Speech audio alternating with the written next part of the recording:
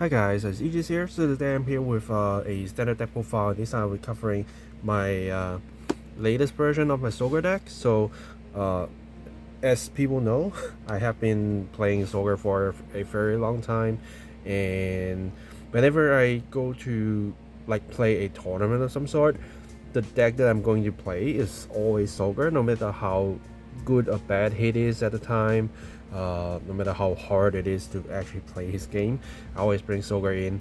Uh, One, because of course I love how Zorga as a unit being built, the deck type, everything. Uh, but at the same time, because of how uh, different Zorga is compared to other decks that you can actually get prepared against a lot of different deck types, you don't guarantee to win against different matchups. But then your deck is kind of built with a lot of tools that you can fight against different deck types instead of a lot of games or decks that they usually just have a way to go in. No matter what kind of decks they are facing, they are always going for that way. But for Zorga, there's a lot of different things. For example, if you go for a defensive play, then how, where, when you use your defensive options or creating those defensive options is the key, right? So to keep you like less in the mystery, this build is of course not aggro. I sometimes like to play aggro, but then I don't quite like to just pure aggro on Zorga, because if I go pure aggro, once I run out of gas, I lose so quickly, and it's sometimes a little bit hard to get the moment to actually go all in. So I do want to take a little bit of time to think of what I want to do, and then just do the grind game. So my build is more towards the defensive side, but then I also including the aggro part of it. So you will see my choices when I show you the main deck. So for the right line, I'm using completely the new Zorga right line. Some people still like Rancor Chain because they kind of go into the hard draw on the Mulligan to get a order for the discard, so that they always keep the draw 2, which is understandable. And people don't like the Great One because of the randomness that you might not see the order, or you might not see the unit that you want to drop. So they don't like it, which to me I think is understandable as well. But for myself, I do want to find the units that I want to find, and I don't want to have a lot of pressure on finding a lot of order cards to one use for Rancor Chain cost to draw cards, while keeping more orders to actually use early game if I want to. So I want to give myself the flexibility, and then more ways to just go through my cards. So I'm using this, and no matter which grade 1 you're using, now people are using the grade 2 because you can pick up the order during your grade return, which basically helps you to wait a turn during your grade 2 instead of the Hush Dragon. They immediately unwrite, pick up an order. If you don't have any, you just waste the skill. But if you go bypass this right line from this 2 to 3, you at least have a chance to see a Shadow Cloak to drop something you want to, and then pick it up with the grade 2. So I think if you are playing the new Zorga, you will definitely be using this grade 2. And then for Zorga, of course, we're using the new one. Nothing too much to say about that. He is probably still the strongest one for now, for helping you to grind with the power, and without using a lot of things to just ruin your counterblast and stuff. You just use your energy. Of course, energy is still very hard topic for Zorga, but then that's the beauty, that you have to play with this and just burn your brain and find a solution that you need, right? So for the main deck, first, I'm running full out, of course, the new Zorga. I have been trying to just run 1 and 2, but then and even when I do this build, I like kind of 40% of my game I don't see my person right at all.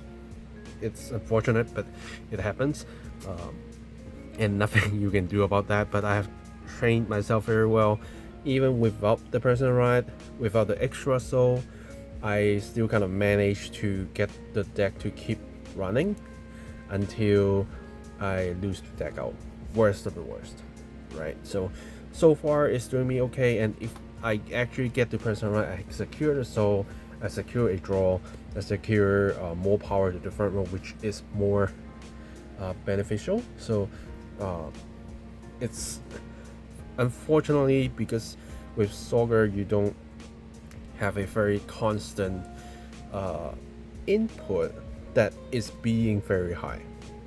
You need to wait through your turns to actually get it big, and for you to kind of feel more comfortable during those early times, personal is definitely something that helps you a lot. So for now, I am not seeing myself cutting any of it. And then the strange food preparation. Now this is a card that is very key to a defensive build, especially when you use quite a few disorders, because whenever you reborn him, he will just grab you a disorder from drop zone. So you don't always need to rely on your orders to grab the disorders, right? Because you will need to use like the unnatural death to grab stuff, but sometimes you actually want to grab other orders, and this gives you a way to grab a disorder. And if you have multiple choices of your disorder, you can grab both of them to your hand and use them all. Because for example, for me, I sometimes like to use Shadow Dream Blade, which allows me to play another disorder. So this is actually going to help me. So this grabs me one, unnatural death grabs me another one, and a normal order for me to play for the next turn. So this is great. And another good point about this card is when you don't want to use your 2 crits attacks, you can just simply reborn him, that he will get buffed by Zorga. The more orders you bind, he will get stronger, and he's only hitting you for 1 damage. So you have the cards to control the pace on how you damage your opponent, instead of just going for 2 crit, 2 crit, 2 crit. Sometimes you need to actually go for 1, 1, 1, 1, 1, and this is the card that helps you to do so. And then with the crit package, I'm running 2 of the Prison Dragons and 1 of the Karma, which I do want to kind of have room for a total of 4 of these in total. But unfortunately for my current build, I can't find space for it, so I'm going for a total of 3. But if I am going to put 1 more, I probably will try to put more Prison Dragon. The reason I'm actually putting more Prison Dragon is because, 1, Karma is going to cost me a lot of energy usage, even though it is 100% a very good power boost to just hit back with crit and scare your opponent to give you a lot of cards to guard. But Karma still lacks the early aggression part that Prison Dragon gives you, because Prison Dragon, as long as you play an order, he will reborn. For Karma, you need to wait until you are grade free. So you are 1 turn late, and sometimes you actually need that to push your opponents hard enough so that they need to give you a lot of cards to guard, no matter it's during your early aggression or when you start going with a grade free, even though you're not hitting them that big, but because you hit them so fast that they need to give you some cards so that they are not in the fatal range and they have some room to take hits and try to come back, right? So Prison Dragon is going to help you out in a lot of early aggression stage, and I was running 1 of them, and then like 2 to 3 of the commerce, which is okay as well, but I find Prison Dragon actually give me a lot more freedom. And as number wise, 15 is still better than 10, because I do have a lot of, as I said, I did have like 40% of a matches that I don't see a person right. And if I can't put my reborn units to the left or right side of my Riga circle, sometimes it happens, then the karma will just be weak, right? Even though I will probably be putting some units behind the karma with high power to boost so that it can hit, and that is why having at least a Prison Dragon on one side is going to help you out, right? So if you have room for 4, which I will have some suggestions on what you can change to be a 4th, you can put in, if you want karma, you can use karma, but I probably will be putting in a 3rd Prison Dragon for the early aggression, and I just stitch it for using my right line, so it's not going to hurt me at all. And of course, we have the Pansies, the Ace unit, which is helping you a lot, and by cutting down the number of karma, your energy usage will be a lot more flexible, and you can actually use her skill with the free energy whenever you see need. And she allows you to look at top 7 of your deck, and you pick one, discard it, shuffle your deck, and then from your drop zone you can just call back a unit, which is sometimes going to help you with a lot of combos. For example, when you don't see this and you use this to look at top 7, you find this, you drop it, and then you call it out, and it brings you a placeholder, right? If it is like a Shadow Cloak, you can just bring it out, and then you do your Alchemy Magic, and then use Shadow Cloak skill to bounce things back. One thing about Shadow Cloak is you have to actually doing the Alchemy Magic while the card is on the field. So if you use Alchemy Magic and reborn your Shadow Cloak, because you already passed the timing to check if you are actually Alchemy Magic while the Shadow Cloak is on the field, you cannot bounce something back, right? But this allows you to do a lot of things before you go into your Alchemy Magic, right?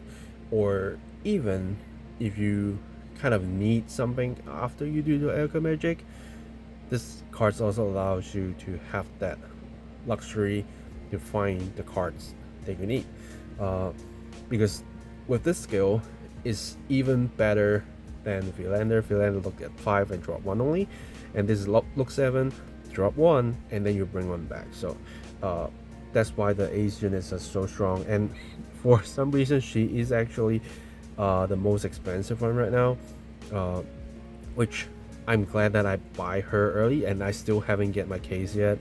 As in today is the 22nd of May. I'm still waiting for my case to come because I got pushed to second wave, but that's another story. But so I buy her first, put it into my deck so that I can just at least enjoy her before I actually get her in the case. So you can see how good and how desperate I am to actually get her into my deck first, right? And then her other skill to just get plus 5, you have 10 or more cards in your drop zone, plus another 5 can be handy as well, which is kind of like a 2k higher Villander to you, but she did a lot more stuff. So she is a very good addition to the deck, and I'm happy that I actually get her early. Next, of course, Shadow Cloak. This brings you any orders that is not a duplicate in your drop zone that you need. Bounce back your PGs, bounce back your OT, bounce back your present right, bounce back anything that helps you out, and soul blast your cards so that you can reuse them. Also plus 5 for itself, so that you can just do a little bit better in attack numbers. Unfortunately, a lot of things that in here you can consider cutting, but not the Shadow Cloak, because Shadow Cloak is definitely your engine to not for only for early aggression.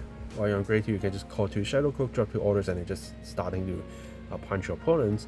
But it is a card that directly links to your survival by bouncing the PGs back to your hand every single turn, by bouncing the OT every single turn, and those usually are how you can actually survive every turn. While your opponents can only use PG for 4 times, you can use it as long as you have the cost to bring it back. So you cannot cut Shadow Cloak. And then my little package will come in after the 4 PGs. Using the unit PGs because they are environmental friendly, they can keep recycle, just that. And then with the remaining non-units non-order are my Great Ones package, which is the Caesars, Sundelise, and then Headhunter and Philander. Now if you are trying to find one more space, I probably will go for the Sundelise to be the 4th, but the reason I'm using these 4 and I value those 4 inside and have to cut one room for my crit hitters is that for Philander, the plus 10k is very tempting, and then the look 5 to find something to the drop zone is actually helping me a lot. Seriously, it really helps me a lot, no matter it's finding the Prison Dragon so that I can start using my orders early, no matter it is finding orders but I don't see my Shadow Cloak even I put 4 in it. It's definitely good. The -1 counterblast cost, a lot of people likes it, some people hates it, but I do find the -1 cost getting more useful to me because I use a lot of draw cards, I use a lot of orders that actually use counterblast, so being able to have a chance to actually save it is great, and I have a chance to search it through Philander, so it's something that is going to help me out. The Caesars is a very good card that for me when I really, for whatever bad luck reason, that I don't see any kind of extra orders, right? Like I bind one and then I have 1 in hand, and then if I don't see any, I'm dead for next turn, right? Because I need to Alchemy Magic for this turn. But if I have the Caesars, I can do that, and then I can choose not to reborn my units, even though it's helped me a lot, but I can use the Caesars to pop 2 to bring that order back, and I can just loop around these 2 orders, and then just hope the other orders coming in. And Caesars have been saving my life for so many games, no matter the games that I win or lost, especially the ones that when I really cannot see my Shadow Cloak, really cannot see my other orders at all, for whatever reason that is. Usually at that kind of stage, if I don't use my Caesars, I will lose the game 200%. But with the Caesars, I have at least a 50% chance of survival compared to 200% of losing. That's already like a very big step for me to survive, and it's a good way for you to pop your Prison Dragon so that you can reuse them through Alchemy Magic again. So in the near future, I don't see myself taking the Caesars away, so this 3 probably will be locked in my deck for quite a while until I see something that can actually replace them. With the Sundelise, it's something that you can choose to replace if you want to, which again will probably be the 4th of these. But the good point of having Sundelise is I don't need to use, or I can at least don't need to pick orders that I need to retire my own units. Some of those orders are great, of course, but it's more for me to just have a more comfortable choices on my orders that I don't need to force myself to use it because of we will see probably a little bit more Artisaria coming out, that once you get one of your side locked, you are done.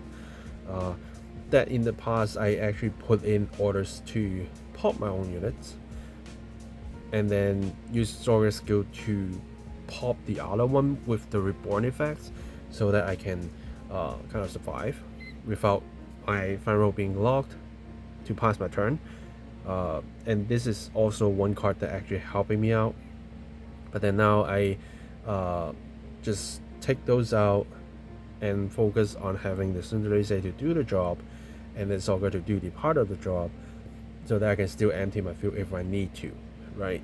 And having a 15k booster for your Vanguard is giving your Vanguard attack a lot more scary, even though for a defensive build, a lot of Zorga players will just probably put a Shadow Hook behind, or they might use something else that is not hitting you very hard at the back, or even just the Headhunter to just give you a little bit more, like closer to 28k, which is a 26k attack, so the opponents will at least need to give you more than just a 15k.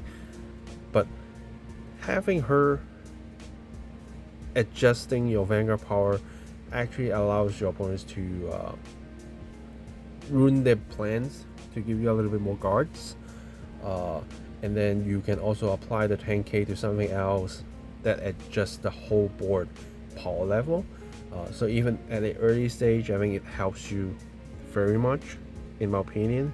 If you are somehow playing in a Zorga mirror match, this is a card that saves your life.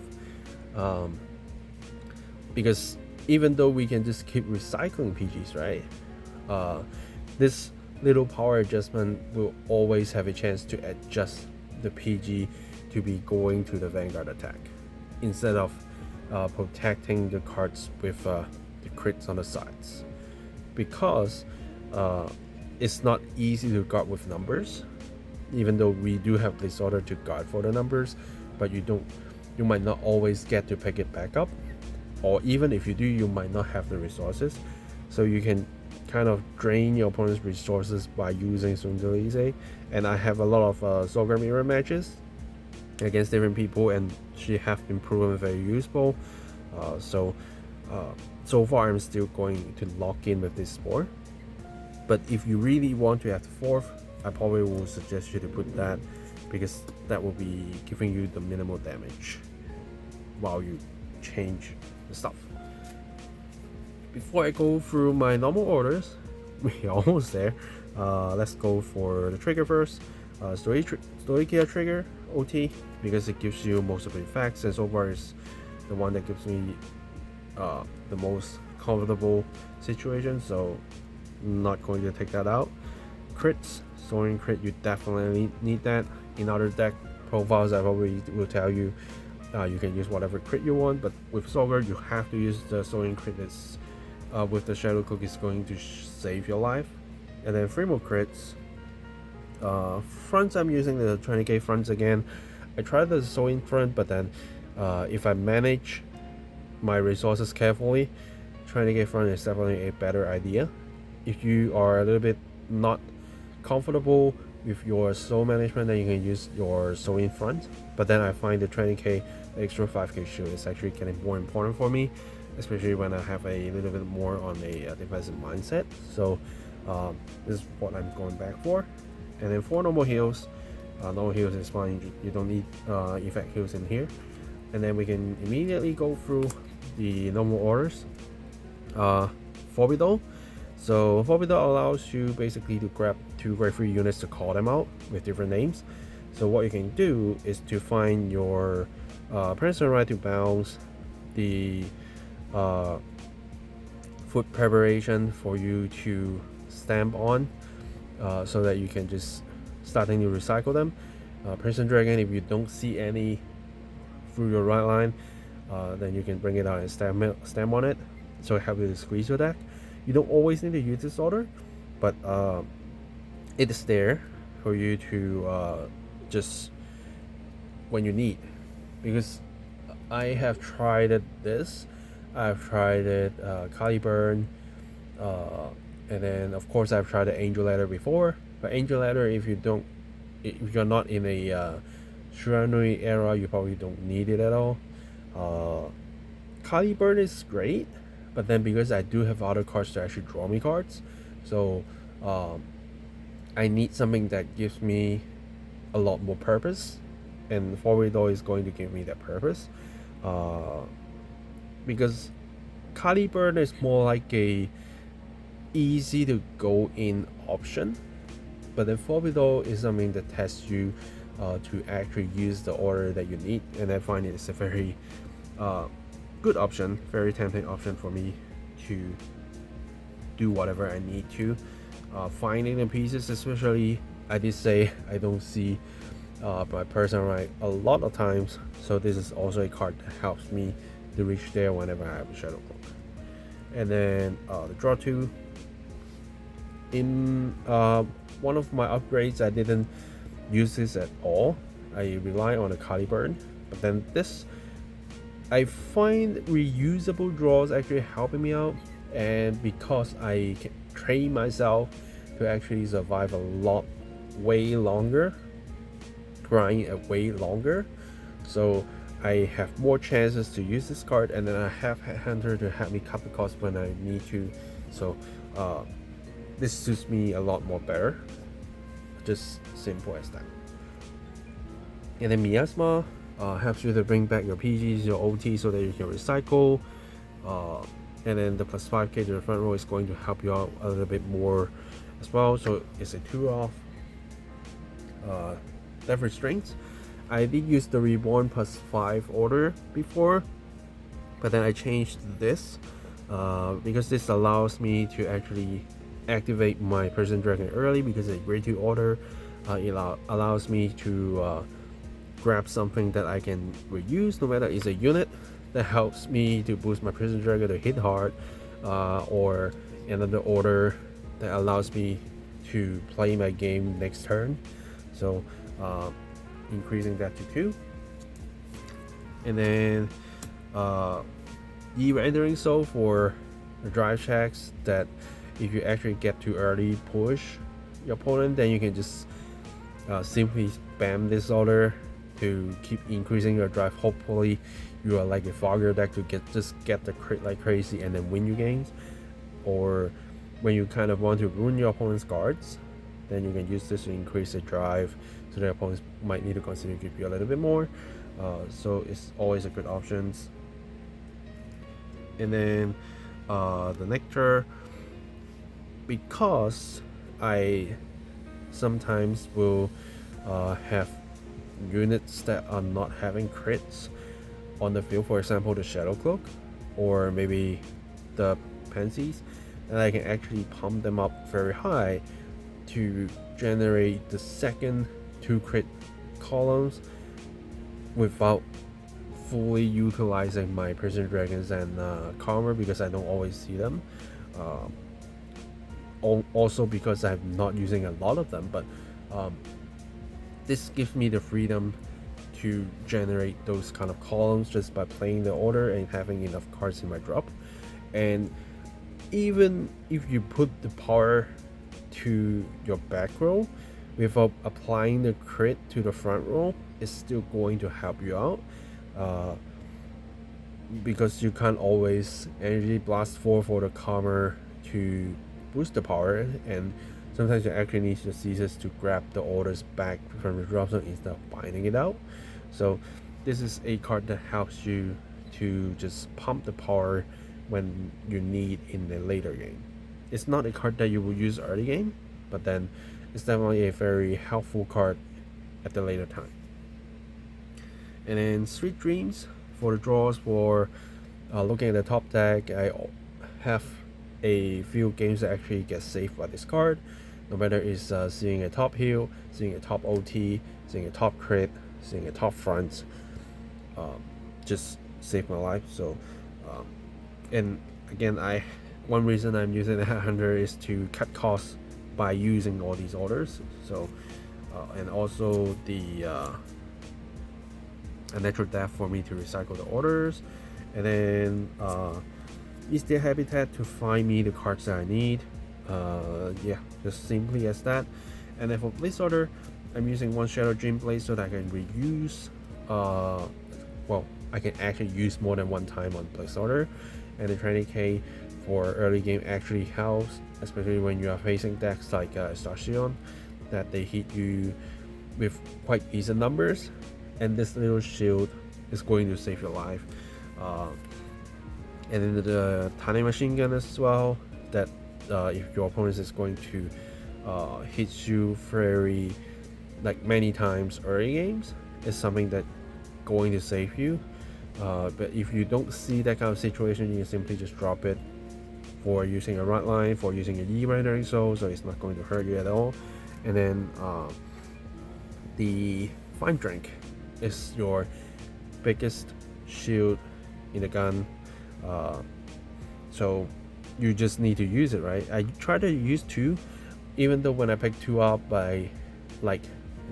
it's more important for you to grab a Shadow Dream blade so that you can use another one of these, just simply as that.